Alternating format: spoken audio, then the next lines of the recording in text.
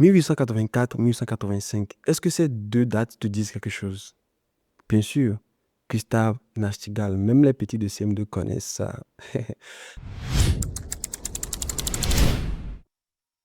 Salut, ici c'est Johnny, votre explorateur qui vous amène des dossiers pimentés, salés et toujours sucrés. Et aujourd'hui, je serai votre guide dans ce voyage dans le temps sur Pulse Découverte.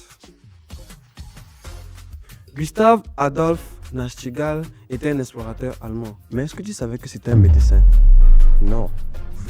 Il est surtout connu pour avoir exploré l'Afrique centrale et l'Afrique du Nord, notamment le Sahara, le Soudan, le Tchad et une partie du Togo.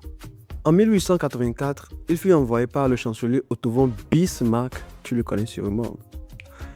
Il a été envoyé par le chancelier Otto von Bismarck qui voulait que l'Allemagne aussi ait ses colonies en Afrique comme l'Angleterre et la France.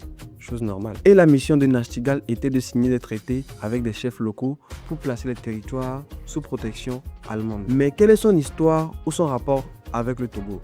Le 4 juillet 1884, Gustave Nachtigal, nommé Reich commissaire impérial, pose ses pieds sur la côte togolaise au bord du lac Togo.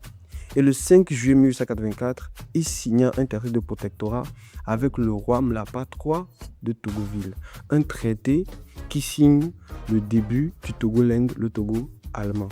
Mais comme toute chose prend fin, ce traité qui était censé permettre aux Togolais de vivre en paix, en joie et tout, ce traité prit fin lors de la défaite de l'Allemagne pendant la Première Guerre mondiale.